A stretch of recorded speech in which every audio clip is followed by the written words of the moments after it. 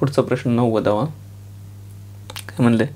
5 वर्षापूर्वी रेखा व नेहाचे सरासरी वय 34 वर्ष होते. आज रेखा, नेहा व नीरजचे सरासरी वय 33 वर्ष आहे. 10 वर्षानंतर नीरजचे वय किती असेल? स्टोरी सांगितली. एक स्टोरी फक्त कागदावर लिहून घ्यायची इक्वेशनमध्ये. 5 वर्षापूर्वी म्हणले रेखा, नेहाचे सरासरी वय म्हणले 34. 5 वर्षापूर्वी रेखाचं आर मानलं, आजचं नेहाचं एन मानलं. 5 वर्षापूर्वी किती झालं? रेखाचं 5 वर्षापूर्वी रेखा किती झाली? आर -5. नेहा किती झाली? एन -5. यांची सरासरी 34 वर्ष, त्यावेळेची 34 वर्ष. म्हणजे आजचं आर मानलं, आजचं एन मानलं तर 5 वर्षापूर्वीचं आर +-5 झालं आणि एन -5 झालं. सरासरी 34 आहे. सरासरी 34 म्हणजे त्यांची बेरीज किती असणार आहे? 34 आणि 34 68. म्हणजे ह्या दोघांची बेरीज किती? ती झाली 68 वर्ष. इथपर्यंत बरोबर? रेखाचं आजचं वय आर मानलं, नेहाचं एन मानलं. 5 वर्षापूर्वी रेखाचं वय झालं आर -5, नेहाचं वय झालं एन -5. त्यांची त्यावेळेची सरासरी 34 वर्ष होती. सरासरी म्हणजे काय? ॲव्हरेज. तर बेरीज किती असणार आहे? 34 आणि 34 68 वर्ष असणार आहे. आर -5 आणि एन -5ची बेरीज 68 वर्ष झाली. आता हे -5 आणि -5 -10 झाले. इकडं -10 झाले, तिकडं नेले अधिक झालं 10 झाले. म्हणजे आर + एन उरलं इकडं. हे -5 अधिक -5 -10 झाले. इकडे नेले अधिक 10 झाले म्हणजे 78. 68 आणि 78 इथपर्यंत कळालं. आज रेखा, नेहा व नीरजचे सरासरी वय. रेखा, नेहा, नीरजचे सरासरी वय 33 वर्ष आहे. सॉरी, रेखा दिली, नेहा दिली प्लस नीरज पण दिला आहे. नीरज यांचं सरासरी 33 वर्ष. तिघांचं सरासरी 33 म्हणजे त्यांची बेरीज किती होणार आहे? 33 × 3. 33 3 × 99. तोंडी गुणाकार आहे हा पण. तर 10 वर्षानंतर नीरजचे वय किती? नीरजचे वय आजचे नीरजच मानले आपण. तर 10 वर्ष नीरज +10. आता हे एक इक्वेशन मिळालं, हे दुसरं मिळालं. हे दोन सोडवले. स्टोरीनुसार इक्वेशन तयार केले, स्टोरीनुसार सोडत गेलो. आता हे खालच्यातून वरचं गेलं तर आरला आर जातो, एन लाईन जातोय. नीरजमधून कोणच नाही वरती. नीरज नाही म्हणजे 0 राहिलं. म्हणजे नीरज वाज 0 किती झाला? नीरज. म्हणजे नीरजचा वय किती झालं आजचं? नीरजचं नीरज मानलं आहे. 99तून 78 गेले. 88, 98 आणि 1 99 म्हणजे 21 वर्ष. प्रश्न काय विचारला? नीरजचे 10 वर्षानंतर नीरज +10 किती? 21 + 10 किती झाले? 31. पर्याय नंबर 1. 90चा 1 नंबर.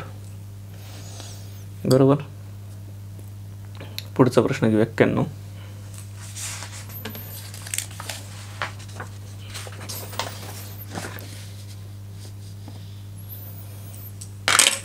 सहा मजूर 4 दिवसात 9,400 विटा बनवतात.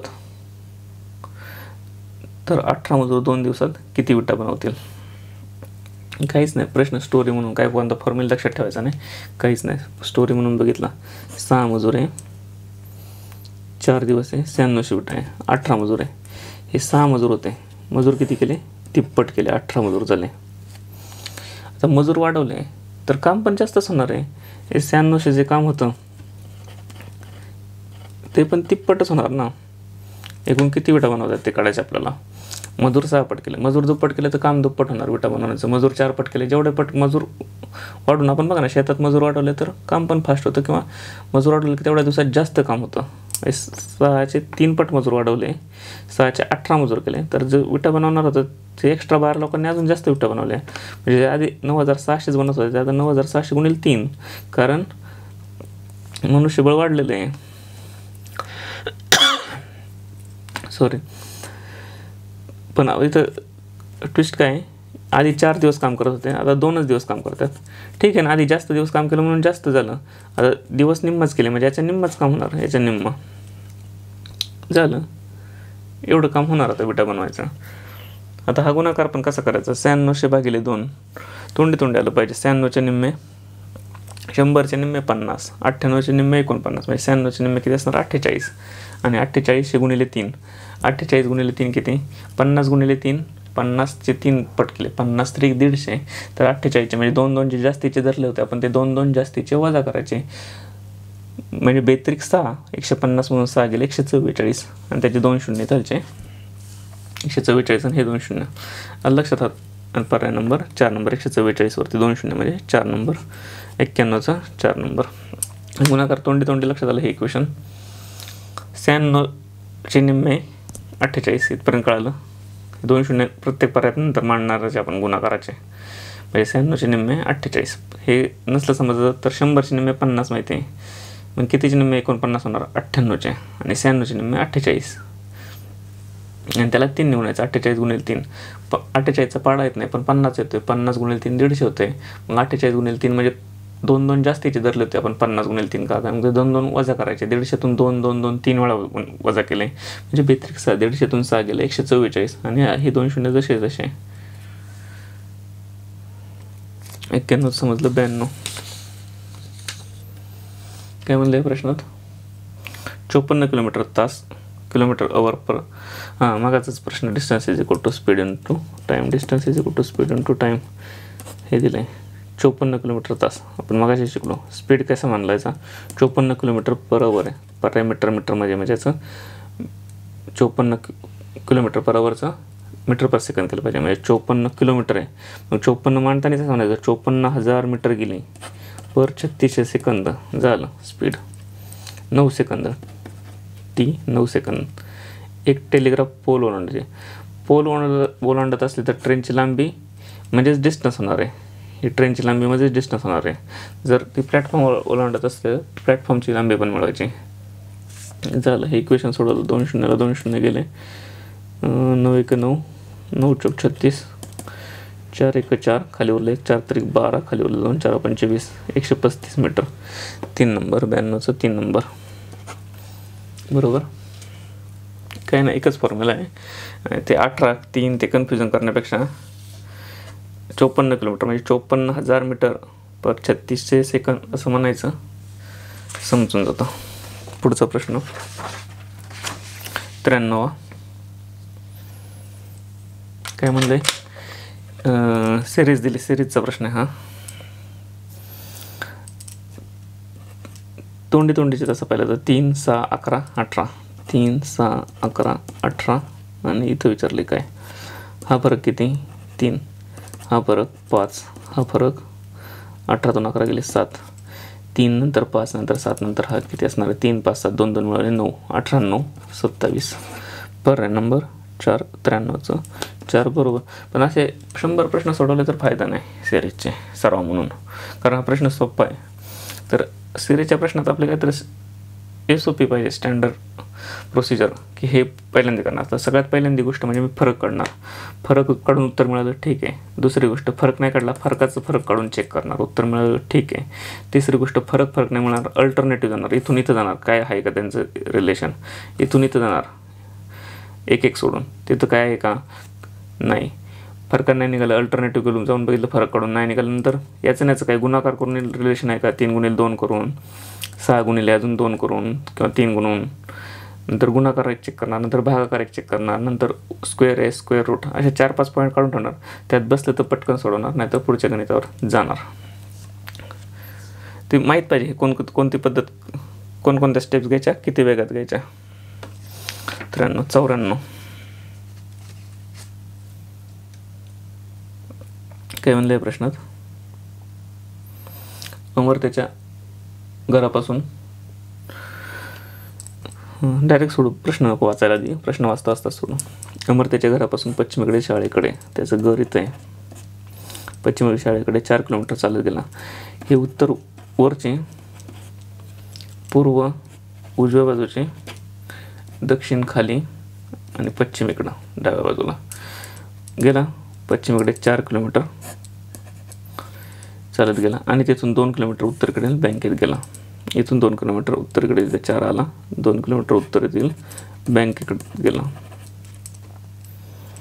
बँकेतून पैसे गेल्यानंतर अमर पूर्वेकडे म्हणजे परत ह्या बाजूला 4 किलोमीटर गेला. 4 किलोमीटर असलेले भरतच्या घरी गेला. हे भरतचं घर आहे. तर तो आणि त्याचे घर, घराचे अंतर किती? हे 4ला, हा वरती 4 आला आहे, पूर्वेकडून उत्तर जातं आणि काटकोन बनणार, म्हणजे हा पूर्ण आहे झाला. म्हणजे हे एवढं इकडे जेवढं राहिलं अंतर तेवढंच इकडं राहिलं. इकडे 2 होतं म्हणजे हे 2 राहिलं. 2 म्हणजे पर्याय नंबर 3 नंबर. 94चं 3 नंबर. सोपं आहे. पुढचा प्रश्न सोडू. 95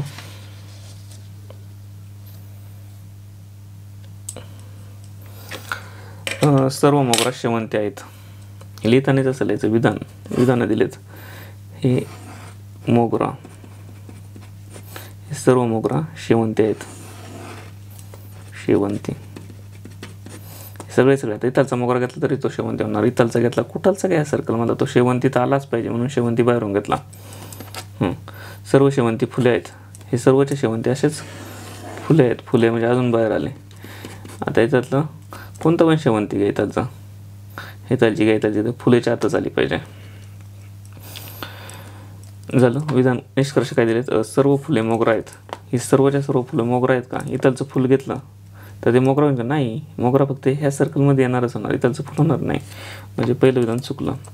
सर्व फुले शेवंती आहेत. इथलचं फुल घेतलं परत ते शेवंती, शेवंती नाही, शेवंती इथलची ह्या सर्कलमध्ये शेवंती होणार आहे. बाहेरचं फुल घेतलं तर शेवंती होणार नाही. म्हणजे सर्व फुले शेवंती आहेत. सर्वचे सर्व नाही म्हणता येणार. काही फुले शेवंती म्हणता येऊ शकतं, सर्वचे सर्व नाही म्हणता येणार. म्हणजे दोन्ही विधानं चुकीचे आहे. 4 नंबर. हे जर म्हणलं असते तर काही विधाने, काही फुले सर्वच्या जागी, तर काही शब्द असतात. काही फुले मोगरा आहेत. काही फुले, हा इथलची फुलं मोगरा आहेत. काही म्हणले, काही म्हणलं आपण इथलची पण घेऊ शकतो. सर्व म्हणलं आपण इथलचं पूर्ण बॉर्डरवरचे पण घेऊन चेक करायचं. आणि इथं म्हणलं काही फुले शेवंती आहेत. काही फुले म्हणजे इथलची पण घेऊ शकतो. काही इथलची फुलं ही ह्या सर्कलमधली ती ही फुलं ही शेवंती असणारच आहे. आणि काही फुलं जी ह्या सर्कलच्या बाहेरची ती शेवंती नसणार आहे. म्हणजे काही म्हणलंच बदलते, सर्व म्हणलं तर बदलते. इथं दोन्ही निष्कर्ष चुकीचे आहेत. 4 नंबर हा उत्तराला 95. 96चा प्रश्न पाहू पुढचा.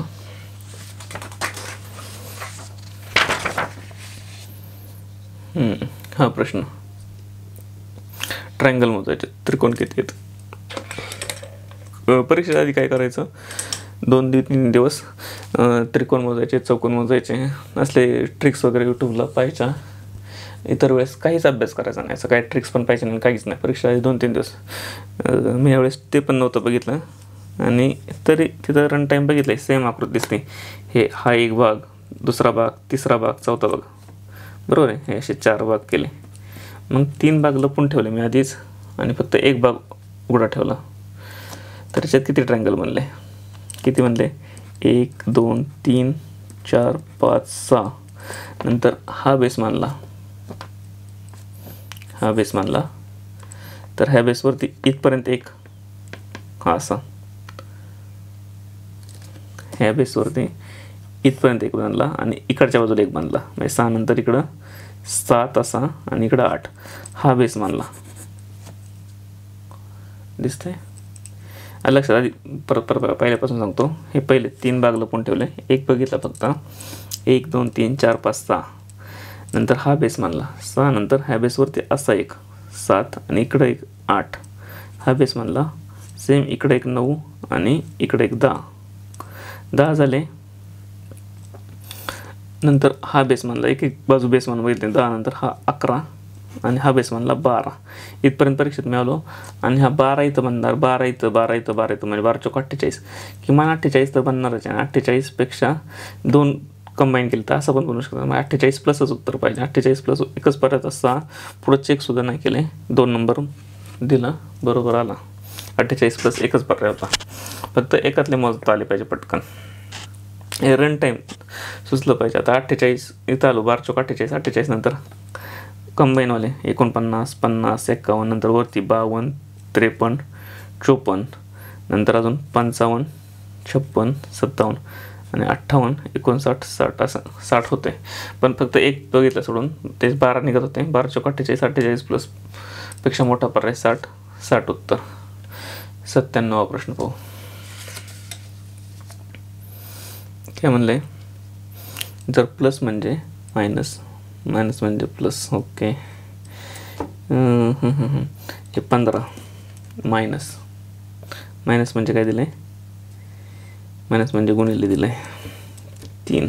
अधिक म्हणजे काय दिलं आहे? पुढे गेलं अधिक म्हणजे वजा दिलं आहे 10. गुणिले म्हणजे भागिले दिले आहे, भागिले 5 आणि भागिले 5 परत भागिले म्हणजे अधिक दिले, अधिक 5. हे मांडल्यानंतर एकदा टर्म्स बघायच्या किती आहेत.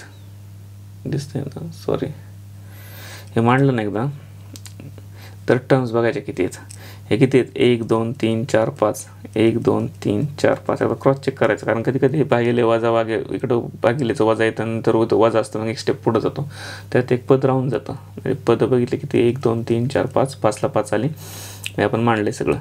वेळ असला तर हे पण चेक करायचं 15 3 10 5 5 15 3 10 5 5 बरोबर आहे वेळ असला तर. पण हे चेक करायचं किती पद आहे तेवढं तरी चेक करायचं एखादं राहून जातं. हे आधी गुणाकार घेतला नंतर भागाकार घेतला. हे बॉडमास आणि कंचे भागुबेव हे bracket of division multiplication addition subtraction किंवा मराठीत कंचे भागुबेव कंस नंतर चा चेची नंतर ते असेल तसं ते त्याच्यानुसार 15 तारीख 45 वजा हे 5 दुने 10 अधिक 5 45मधून 2 गेले 43 अधिक 5 48 3 नंबर 97चं 3 नंबर 48. ओके सोपं आहे. 49 97 झालं 98. ह्या प्रश्नात आता काय करायचं हे काहीतरी दिलं आहे आणि त्याला हे काहीतरी सांगितलं आहे तर हे काहीतरी आणि त्याला आता काय येते ते आपल्याला काढायचं आहे. आता परीक्षेत आपण हे वाचसुद्धा नाही ब्रेक थ्रू आहे का काय आपण काहीतरी बघतो. आणि पहिली गोष्ट अशा प्रश्नात आपण स्टँडर्ड म्हणजे जे आयडियल मेथड आहे त्याने जातो. हा बीचा ई कसा झाला ते बघतो. बी नंतर ABCD 2 सोडले सी आणि डी ई झाला मग डी नंतर 2 सोडले ABCD EF सोडला EFG जी यायला पाहिजे जी इथं नाही कुठंच नाही आहे जी म्हणजे काहीतरी चुकतं आपलं. नंतर हे पहिलं शेवटचंच एक स्टँडर्ड मेथड आहे स्टँडर्ड काय प्रकार आहे बीचं शेवटला टी झाले BNT खूप लांब म्हणजे होण्याची शक्यता ती लॉजिक असण्याची शक्यता खूप कमी आहे. परीक्षेत प्रत्येकाने असाच विचार केला पाहिजे आधी बीचं ई कसं झालं डायरेक्ट ब्रेक थ्रूचं कोणाला काही इकडं वेगळं दिसणार नाही स्टेप बाय स्टेपच. नंतर थोडं लक्षात घेतलं तर ब्रेक हा शब्द दिसतोय मग ब्रेक शब्द इकडं कुठं गेला आहे का नाही गेला. BR हां इथं BR आलेलं आहे फक्त म्हणजे पहिला BR इथं आलेलं नंतर साधारण चेक केलं EKTH KHT OUGS हेच लेटर म्हणजे खालीवर त्यांचे हे बदललेलं आहे पोझिशन बदललेले आहे. आता BR हे मागून 1 2 3 4 सोडून आलं आहे म्हणलं याच्यातला DI मागून 4 सोडून आला पाहिजे 1 2 3 4 सोडून DI का नाही ON आहे 1 2 3 4 सोडून DI का नाही ON आहे 1 2 3 4 सोडून DI का आहे DI 1 2 3 4 सोडून DI का नाही BV आहे म्हणजे इथंच फक्त 3 नंबरच असण्याची शक्यता आहे. परीक्षेत टाईम नसला तर पुढं चेकसुद्धा करायचं नाही 3 नंबर लिहायचं पुढं चालायचं आहे टाईम तर शेवटचं एक चेक करू GH कुठं आलं शेवटला होतं इथं 1 2 सोडून GH आलं म्हणजे इथं शेवटला ON आहे ON 1 2 सोडून ON आलं बरोबर आहे 3 मध्ये बसते ON इथं नाही 2 सोडून ON इथं नाही ON 2 सोडून इथं पण नाही म्हणजे 3 नंबर आहे. पण डायरेक्ट तुम्ही BR शोधलं आणि BR इकडे गेलं तर तुम्ही चुकीच्या मेथडने जात आहे.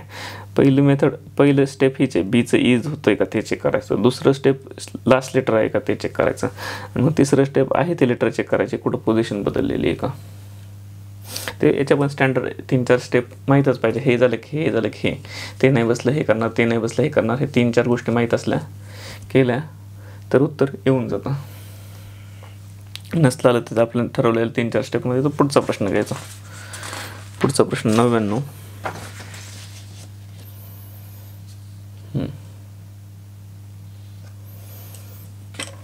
रोहन रामूचा मुलगा आहे. रामूच्या बाबांनी रोहनला शाळेतून घेतले आणि ते सचिन काकांच्या घरी गेले. सचिनची पत्नी रोहनच्या आईची बहीण आहे. सचिनच्या पत्नीचे रोहनच्या वडिलांशी नाते काय मांडून घ्यायचं. रोहन रामूचा मुलगा आहे. रोहन मुलगा आहे म्हणून स्क्वेअर केला मी चौकोन केला.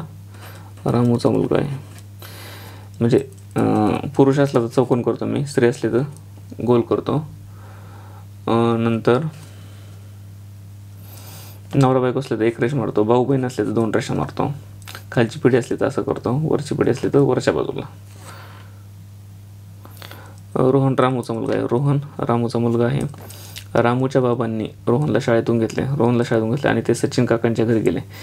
सचिनची पत्नी रोहनच्या आईची बहीण आहे. सचिनची पत्नी रोहनची आई म्हणजे ही रोहनची आई असणार इथं. सचिनची पत्नी ही रोहनच्या आईची बहीण आहे. रोहनच्या आईची बहिणीची बहीण ही कोण? सचिनची पत्नी आहे. सचिन आणि ही नवरा बायको. रामू पण पुरुष म्हणला. आलं लक्षात? सचिनची पत्नी ही रोहनच्या आईची ही झाली. रामूची बायको म्हणजेच रोहनची आई झाली, कारण रामू रोहनचे वडील आहेत. रोहन रामूचा मुलगा आहे. बरोबर इथपर्यंत झालं. तर काय विचारले? सचिनच्या पत्नीचे रोहनच्या वडिलांशी नाते काय? सचिनच्या पत्नीचे रोहनच्या वडिलांशी नाते काय? ही सचिनची पत्नी म्हणजे ही रोहनच्या वडिलांची कोण? रोहनचे वडील हे त्यांची बायको. एक रेषा म्हणजे बायको, बायकोची दोन रेषा म्हणजे बहीण, बायकोची बहीण म्हणजे मेहुणी. 99चं 3 नंबर. 100वा प्रश्न पाहू. शेवटचा प्रश्न काय म्हणलंय? ABCDEF 6 विद्यार्थ्यांनी गणित आणि विज्ञानाच्या स्वयंमूल्यमापनाच्या चाचणीत सहभाग घेतला. 6 जण आहे. आता एचे गणितातील एकूण गुण, गणित आणि विज्ञान बरं का, एचे गणितातील गुण, हे गणित मानलं इकडं, हे विज्ञान मानलं. जे फायनल होईल ना आपलं ते आपण इथं मांडणार, आणि जो फायनल होत नाही तो साईडला मांडणार. आता काय म्हणलं? एचे गणितातील गुण सीच्या अगदीवर आहे. गणित म्हणजे ह्या बाजूला, एचे गुण सीच्या अगदीवर आहे म्हणजे हे सीच्या वरती अगदीवर आहे, म्हणजे हे रेष मानली कारण जोडून घेतलं, कारण या दोघांच्या मध्ये कोणीच नाही. हे ज्याची प्रॅक्टिस असेल तसं, या दोघांच्या मध्ये कोणीच नाही इंडिकेशन करायला मी रेष मानली, जोडून घेतलं, म्हणजे मला माहिती पुढे गेल्यानंतर त्यांच्या मध्ये कोणाला आणायचं नाही, कारण अगदी म्हणले. एचे गणितातील गुण सीच्या अगदीवर आहेत आणि विज्ञानातील गुण एफच्या अगदीवर आहे. कुणाचे? एचे विज्ञानातील गुण एफच्या अगदीवर आहे. एफच्या अगदीवर ही रेष मानली अशी. इथपर्यंत समजलं? बी हा विज्ञानात सीच्या अगदीवर आहे. बी हा विज्ञानात सीच्या अगदीवर आहे. इकडे गणित आहे. बी हा विज्ञानात सीच्या अगदीवर आहे. परत रेष मारली. बी हा विज्ञानात सीच्या अगदीवर आहे, परंतु गणितात डी पेक्षा कमी गुण मिळाले आहेत. बी हा गणितात डी पेक्षा कमी आहे. अगदी कमी आहेत का? नाही, म्हणून ही तर रेष मारणार का? नाही मारणार. त्यांच्यामध्ये कोणी येऊ पण शकतं, म्हणून हे बिना रेषेचं ठेवलं. परंतु डी पेक्षा कमी आहेत. जर एफने विज्ञानात डी व ई पेक्षा जास्त गुण मिळवले. एफने विज्ञानात एफने डी व ई पेक्षा, एफने हा इथं एफ दिलाय आपल्याला, डी व ई पेक्षा म्हणजे डी आणि ईच्या यांच्यापेक्षा खालीचे. आता कोण किती खाली माहीत नाही, म्हणून डी कॉमा लिहिलेला, कारण हे दोन्ही एफच्या खाली, म्हणून एफच्या खालीच लिहिलं आहे. एफने विज्ञानात डी व ई पेक्षा एफने जास्त गुण मिळवले, परंतु डी प्रमाणे त्याची गणितात प्रगती नाही. डी प्रमाणे त्याची म्हणजे डी पेक्षा एफ काय झाला? कमीच झाला. डी याच्यात कसा एफला डी पेक्षा जास्त आहे, परंतु काय म्हणले? डी प्रमाणे गणितात त्याची प्रगती नाही, म्हणजे गणितात डी वरती, म्हणून डीच्या खालीच एफ आहे. हे खालच्या बाजूला एफ. आता हे कच्चं आहे, पक्क इथं लिहायचं आहे आपल्याला शेवटला. मग हे कधी कधी डी बी वरती पण जाऊ शकतं. ए सीच्या हा ए एफ आपल्याला माहीत नाही, हा बी सी माहीत नाही, पण हे एवढं तर माहीत आहे ए एफ आणि त्याच्या खाली डी कुठतरी, बी सी कदाचित वरती पण येऊ शकतात, खाली पण येऊ शकतात. बरोबर आहे. गणितात सी व डीच्या मध्ये कोणी नाही. गणितात सी आणि डीच्या म्हणजे सीला जोडून खाली डी आले. सी व डीच्या म्हणजे ही रेष खालपर्यंत आली. आता इथपर्यंत सी व डीच्या मध्ये कोणी नाही. आणि विज्ञानात सी आणि एच्या मध्ये कोणी नाही. सी आणि ए, सीच्या आणि एच्या म्हणजे सीला खाली जोडून ए येणार, मध्ये कोण नाही दाखवायला, ही रेष खाली येणार. वरती तर जोडून बी ए म्हणजे खाली ए येणार, म्हणजे सी बी ए कन्फर्म होणार खाली. आणि इथपर्यंत आलं कोणी नाही, तर विज्ञानात सर्वात जास्त गुण कोणी मिळाले. आता सी बी ए तर कन्फर्म आलं, हे सरळ करायचे. मग एला जोडून कोण आहे खाली? एफ आहे. आलं एफपर्यंत आलो आपण. आणि एफच्या खालीच डी आणि ई आहे. डी आणि ई यांच्या खालीचे म्हणजे बी सी ए एफ, आणि खाली हे असं झालं विज्ञानाचं बी सी ए एफ, आणि खाली डी ईचं माहीत नाही कोण कुठे आहे. 1 2 3 4 5 6 आले 6 जण. विज्ञानात कोणी सर्वात जास्त गुण मिळवले? बीनेच मिळवले ना, वरती सगळ्यात बीच आहे म्हणजे 2 नंबर बी. सांगण्याचं तात्पर्य हे पक्क होण्याच्या आधी कच्चं मांडायचं. अगदी असलं जवळ प्रत्येक ठिकाणी उजवीकडं डावीकडं कधी सर्कल करून बसलेत, हा उजवीकडं बघतोय तो डावीकडं बघतोय, अशा प्रकारचे पण प्रश्न असतात. त्यावेळेस पण कच्चं आणि नंतर त्याचं फायनल स्वरूप द्यायचं. थँक्यू.